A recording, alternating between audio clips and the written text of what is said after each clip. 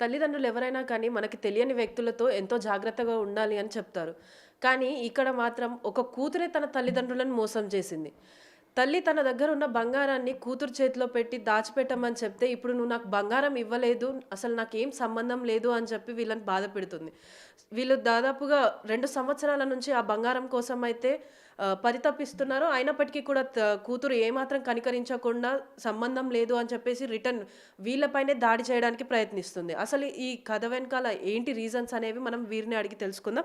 అమ్మ మీరు చెప్పండి, అసలు ఈ బంగారం గొడవ అనేది ఎలా మొదలైంది? అసలు ఏంటి? బ్లాక్ కలర్ పెట్టమని ఇచ్చాను. తిరుపతి పోతున్నాము అందరము, ఇంట్లో ఎవరు ఉండరు. ఆమె కూడా వచ్చింది, మొగడు ఆమె. ఇంట్లో ఎవరు ఉండరు, బ్లాక్ కలర్ పెట్టు, పోయి వచ్చినాక దిగొచ్చు అని ఇస్తే పెట్టొచ్చింది. తెల్లారి వచ్చినాక అడిగితే నాకు ఇవ్వలేదు. అయ్యో నీకు ఇయ్యక బంగారం మందికి ఇస్తానా అని అంటే, ప్రూఫ్ తీసుకురా అంటే ఎవరినిదే వాళ్ళమ్మ ప్రూఫ్ ఎవరి ముంగట ఇచ్చినా నేను ఎవరినిదేమంటున్నావు అంటే, లేదు నాకు ప్రూఫ్ కావాలి, నేను ఎడ తెచ్చేయమంటున్నాను నన్ను బంగారం అంటే. మేము పోలీస్ స్టేషన్కి పోయి కంప్లైంట్ రాస్తే వాళ్ళు వచ్చిండ్రు. ఒకసారి వచ్చి ఇట్లా మీ అమ్మ బంగారం ఇచ్చిందట కదా అని అడిగిండు ఎస్ఐ వచ్చి. అంటే ఇయ్యలేదు, ఇయ్యంది నేను ఎక్కడికి వెళ్ళి ఇచ్చేయాలి అని వాళ్ళని బెదిరిస్తే వెళ్ళిపోయిండ్రు. ఇక పోలీస్ స్టేషన్లో 3 మాటలు కంప్లైంట్ ఇచ్చినాం, ఎవ్వరు పట్టించుకోలే. మేము పోయి అడిగితే మాకు ఎక్కడెక్కడికి వెళ్ళి ఫోన్లు వస్తున్నాయి, మా జాబులు పోతాయి, మేము మీ దగ్గరికి వస్తే అని వదిలేసిండ్రు. 2 సంవత్సరాల నుంచి. ఇంకా పిల్లగాడు వస్తాడు, పెళ్ళి అవుతుంది, అప్పుడేమన్నా పిల్లగాడు న్యాయం చేస్తాడు అని ఇప్పటి వరకు. అంటే మీరు మీ మనవడిని అడగడం జరిగిందా? ఇట్లా నేను మీ మమ్మీకి బంగారం ఇచ్చాను, ఇప్పుడు ఇవ్వలేదు అంటుందని చెప్పేసి అడిగారా? వచ్చినాక వారం కింద వచ్చి, పెళ్ళి వారం ఉందనగా వచ్చిండు. మేము అప్పటి నుంచి చూకున్నాం. 3 మాటలు పోలీస్ స్టేషన్కి పోయినాం. వాడు వస్తాడు కదా ఇప్పిస్తాడు, పెళ్ళి అవుతుంది అని అనుకున్నాం. వాడు వచ్చిండు, వారం ముందు వచ్చిండు. పోయి చూడరా ఇట్లా బంగారం ఇస్తలేదమ్మా, నీకు ఎరుకున్న సంగతి, మనం అందరం ఒక్కటే కదా, ఇప్పి అంటే నాకు చెప్పించినవా నీ బిడ్డకు బంగారం అంటే, అయ్యో ఇట్లా అంటున్నావు, ఎట్లా రా ఇవ్వాలి, మాది మాకు ఇచ్చేయి, ఇచ్చేదాకా కాదు అని అంటే బయటకు దొబ్బిండు. బయటకు వెళ్తే నెత్తి కొడతా వెళ్ళిపో అన్నాడు. వచ్చినాం, ఇది జరిగింది. సో అంటే మీరు ఇప్పుడు బంగారం మాది మాకు ఇచ్చేయమని అడిగితే మిమ్మల్ని కొడతాము అని చెప్పేసి మిమ్మల్ని బెదిరిస్తున్నారు. నెత్తి కొడతా అంటే మరి ఇట్లా మిమ్మల్ని బెదిరించినప్పటికీ కూడా మీరు పోలీసులకు చెప్తే పోలీసులు ఏమనట్లేదా? ఇక బెదిరించాక పోలీసు స్థానికి పోలే, ఇట్లా నెత్తి ఇక ఈమె దగ్గరికి వెళ్ళి. ఎవరి దగ్గరికి వెళ్ళారు? దగ్గరికి వెళ్ళి ఇట్లా జరిగిందమ్మా, ఇట్లా చెప్పిర్రు, ఇక ఈమె దగ్గర న్యాయం జరుగుతుంది, పొందిరి అని ఒక ఆమె తీసుకొని పోయినాము, చెప్పినాము. నిన్న మొన్న ఇదంతా జరిగింది. నిన్న లొల్లి పెట్టినా కూడా ఏం సపోర్ట్ చేస్తలేరు. ఇక చెప్పిరట పోలీసు వాళ్ళు, ఇక్కడ పెళ్ళి అవుతుంది, పెళ్ళి కానీ రేపు ఒక్కరోజు కొని ఎల్లుండి మాట్లాడదామని అన్నారట. మగ రేపు ఎల్లుండి ఏం మాట్లాడతారు. పెళ్లి ఎవరిది పెళ్లి జరుగుతుందమ్మా అసలు ప్రస్తుతం? మనమంది. ఎప్పుడు జరుగుతుంది ఇవాళ పెళ్ళి? ఇవాళ పెళ్లి జరుగుతుంది. మరి మిమ్మల్ని పిలవలేదా? పిలవలేదు. సో అసలు మీకు సాధారణంగా మీకు ఎంతమంది పిల్లలు? అసలు 2 కొడుకులు 1 బిడ్డ. దానికి 2 కొడుకులు, 2 బయట దేశం. సో అంటే ఇప్పుడు మీరు 30 తులాల బంగారం ఇచ్చారు కదా, ఆ 30 తులాల బంగారం ఓన్లీ మీ ఒక్కరిదేనా, లేకపోతే మీ కొడుకులకు సంబంధించింది కూడా ఉంది? నాది ఉంది, మా కోడళ్ళది ఉంది, కొడుకులది ఉంది. మరి అంటే మీ కూతుర్ని మీ కొడుకులు అడిగే ప్రయత్నం చేయలేదు? పోయి మా అమ్మది ఉంచుకో, పోని మాదాన్ని ఇచ్చేయి అంటే, మీది ఇయ్యలే అమ్మది ఇయ్యలే, ఎడికెళ్ళి తెచ్చిమంటారు అని రివర్స్ కొడుతుంది. అసలు మీ కూతురు ఏం చేస్తుంది? ఏమైనా జాబ్ చేస్తుంది లేకపోతే ఇంట్లోనే? ఆశాల మరి హెచ్ఎం, నెలకు 2,00,000 జీతం, 20 స్కూల్లో తిరుగుతుందట రోజు. అంటే 20 స్కూళ్ళకు ఒక హెడ్గా వ్యవహరిస్తున్న ఒక ఆవిడ ఇలా తల్లి దగ్గరే బంగారం కాజేయడం, అది వాళ్ళ హైయర్ లెవెల్స్కి మీరు తీసుకెళ్ళలేదా? పోయినాము, డిఓ కాడికి పోయినాము, ఆడిఓ కాడికి పోయినాము. అది మా ఫ్యామిలీ గురించి మీరు పట్టించుకోవద్దని వాళ్ళకి చెప్పింది. ఎవరు చెప్పారు ఫ్యామిలీ గురించి పట్టించుకోవద్దని? ఇదే చెప్పింది వాళ్ళకు. అంటే మీ కూతురే వాళ్ళకి డిఓ వాళ్ళకి చెప్పింది మా ఫ్యామిలీ మ్యాటర్లో ఇన్వాల్వ్. డిఓ పిలిపించారు భువనగిరికి, పిలిపించి మా ఫ్యామిలీ గురించి మీరు పట్టించుకోవద్దు. అంటే మీ కొడుకులు కానీ ఏమైనా అడిగే ప్రయత్నం చేశారా? అడిగిండు మా కొడుకు, మా బంగారం మాకి అమ్మది పెట్టుకో అంటే, నీది ఇయ్యలే అమ్మది ఇయ్యలే, ఎడ తెచ్చిమంటున్నావు, ఇట్లా ఎక్కడ పడితే అక్కడ. అంటే ఇప్పుడు సాధారణంగా ఎవరైనా తల్లి దగ్గర నుంచి ఇలా బంగారం కానీ డబ్బు కానీ తీసుకోవాలంటే మొదటిగా ఏంటిదంటే వాళ్ళకు పెళ్ళప్పుడు ఇస్తా అన్న కట్నం ఇవ్వలేదు అన్న ఒక దాంతో అయితే తీసుకున్నామని అంటారు. మీరేమైనా అలా తక్కువ చేశారా? 35 తులాలు పెట్టిన, పిల్లలు పుడితే వాళ్ళకి దోతులు కట్టిస్తే, బర్త్డేలు అయితే, ఇండ్లల్లో పోతే, వాడు రిటైర్మెంట్ అయితే బంగారం 34 తులాలు పెట్టినాం. మరి మీ 23,04,000 వేసి ఇచ్చినాం ఈయన రిటైర్మెంట్ అయితే. అల్లుడే వాడు కారణం, పెద్ద కారణం. ఏం చేస్తాడు అసలు మీ వాడు టీచరు రిటైర్మెంట్ అయ్యిండు. సో అంటే ఇప్పుడు మొత్తం మీ కూతురు వెనుకోండి మీ అల్లుడు నడిపిస్తున్నాడు అంట. నడిపిస్తుండు. సో మరి మీ అల్లుడితో మీరు నిన్న నిరసన చేసేటప్పుడు మాట్లాడే ప్రయత్నం చేశారా? అడిగినాం, ఈ బస్సులలో ఇక్కడ అసోసియేషన్ ఉంది కదా, మీటింగ్ పెడదాము, ఇలా పరిష్కారం తీర్తామని పోయి అడిగారు బస్సుల మనిషి. అది తల్లి బిడ్డలకు సంబంధం నాకు తెలియదు అన్నాడు. బిడ్డను పిలిస్తే రాలే అట్లా. సో అంటే మరి ఆయన ఏమన్నా పోలీసులతో మాట్లాడి చెప్పిస్తున్నాడు అంటారా? పిల్లలతోటి రికమెండేషన్లు అట్ట మా ఫ్యామిలీ కూడా మీరు పట్టించుకోవద్దు. 3 సార్లు పెట్టినామమ్మా అప్లికేషన్ల పోలీస్ స్టేషన్, ఎవ్వరు పట్టించుకోలేదు. మరి అయితే పోలీసులు సిఐ వాళ్ళు ఎవరు ఏమంటున్నారు అసలు మీరు కంప్లైంట్ ఇస్తున్న ప్రతిసారి? అప్పుడు అన్నారు మాకు పెద్ద పెద్ద ఫోన్లు వస్తున్నాయి, మేము పట్టించుకుంటే మా జాబులు పోతాయి, పురుపులు లేవు మళ్ళీ మీ దగ్గర, మేము ఎట్లా బయట వేయాలి బంగారం అంటారు అన్నారు. సో అంటే మరి ప్రూఫ్ల కోసం మీరు బంగారం ఇచ్చిన ఏదైతే లాకర్లో పెట్టారో ఆ లాకర్ దగ్గరికి వెళ్ళి ఎంక్వైరీ చేయడం జరిగిందా? చెక్ చేస్తామన్నారు పోలీసు ఫస్ట్ అప్లికేషన్ పెడితే. ఇక ఆటికెళ్ళి తీసింది బంగారం, సంగారెడ్డిలో బ్యాంకు బరోడా అందులో పెట్టింది. ఇక్కడ ఏ లాకర్లో పెట్టారు?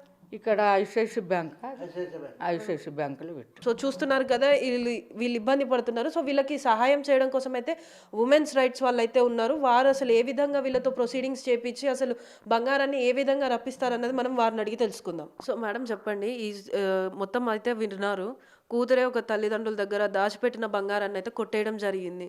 సో అయితే మీరు దీనిపైన ఎలాంటి ప్రొసీడింగ్స్ తీసుకోవాలనుకుంటున్నారు? నా పేరు సైరాబాను. నేను జాతీయ వినియోగదారులు మానవ హక్కుల పరిరక్షణ సమితి, నేను సౌత్ ఇండియా ప్రెసిడెంట్ని కూడా, తెలంగాణ ప్రెసిడెంట్ కూడా. మా వర్క్ వచ్చేసి మేము కాశ్మీర్ టు కన్యాకుమారి వరకు మేము వర్క్ చేస్తుంటాము. ఇలాంటి సమస్యలు ఏదైనా ఎదురైనప్పుడు, అది కూడా లీగల్గా. అయితే ఈ అమ్మ మొన్న 19వ తారీఖు రోజు మమ్మల్ని వెతుక్కుంటూ ఒక మేడం ఎవరో, ఆ మేడం దగ్గరికి వెళ్తే మీకోసం ఎక్కడున్నా కానీ మేడం వచ్చి పనిచేస్తుంది అని చెప్పారట. చెప్తే వీళ్ళు వచ్చిండ్రు మా దగ్గరికి. వచ్చినాక అమ్మ ఏంటంటే అప్పుడు ఆ అమ్మ పరిస్థితి చూడలేని పరిస్థితిలో ఉన్నారు. ఆమె 2 రోజుల నుంచి ఫుడ్ తినకుండా నీరసించిపోయి ఇట్లుంటే మా దగ్గరికి వచ్చినాక ఏంటమ్మా అంటే, ఫస్ట్ అయితే నువ్వు రిలాక్స్ అవ్వు అని చెప్పేసి ఆమెకు రిలాక్స్ చేయించి ఆమె కూర్చోబెట్టి, ఏంటమ్మా అసలు ఏం జరిగింది అంటే, ఇప్పుడు జరిగిన విషయం ఏదైతే ఉంది, వాళ్ళ కూతురు బంగారం తీసుకొని మోసం చేయడం జరిగింది.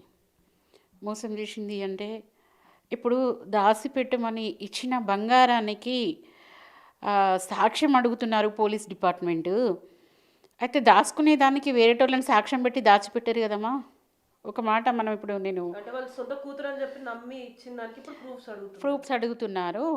అయితే ఇది సివిల్ మ్యాటరు, పోలీసులు దీనికి ఏం చెయ్యరు అని పోలీస్ డిపార్ట్మెంటు 2 సంవత్సరాల నుంచి చేతులు ఎత్తేస్తున్నారు. నేను తెలంగాణ పోలీసుని ఒకటే అడుగుతున్నాను, బయటోడు ఎవడని వచ్చి దొంగతనం చేస్తే వాడిని తీసుకొచ్చి ఇంట్రాగేట్ చేసి వాడిని ఎంక్వైరీ చేసి ఏదో చేసి చేస్తారు. మరి ఇప్పుడు సొంత కూతురు దగ్గర బంగారం ఉంది, మేము ఇచ్చినామని తల్లిదండ్రులు, ఒక 80 సంవత్సరాలు 75 సంవత్సరాలు ఉన్న తల్లిదండ్రులు ఇంటి ముందుకు పోయి ధర్నా చేసి అందరి ముందు వాళ్ళు వేడుకుంటున్నారంటే, ఏ తల్లిదండ్రులైనా పిల్లల మీద అబద్ధం చెప్తారా? తల్లి ప్రేమలో కలుషితం అనేది ఉండదు కదా. నేను అంటున్నా, ఏ అమ్మాయినా కానీ పిల్లల పట్ల బిడ్డ అబద్ధం చెప్తుందేమో కానీ తల్లిదండ్రులు మాత్రం పిల్లల మీద అబద్ధం చెప్పరు. అయితే దీనికోసం నేను కూడా జాతీయ మానవ హక్కుల కమిషన్కి ఒక లెటర్ రాస్తున్నాను. ఏంటంటే తెలంగాణలో పోలీసు వ్యవస్థ ఇంత దిగజారిపోయింది, ఒక సీనియర్ సిటిజన్కి సపోర్ట్ చేయట్లేదు.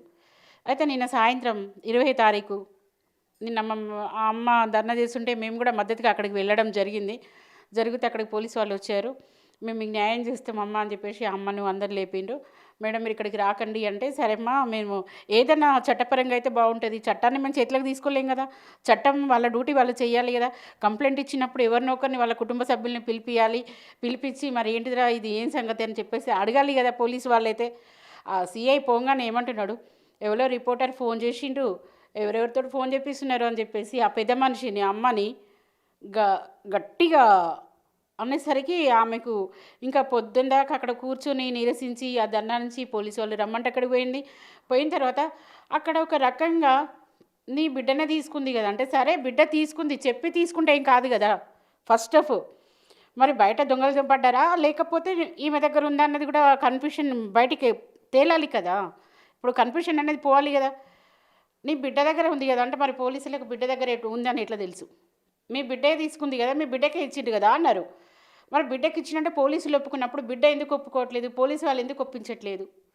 అయితే ఇప్పుడు బయటి వాళ్ళు ఏదన్నా చిన్న దొంగతనం చేసినా ఒప్పించి కేసు పెడతారు.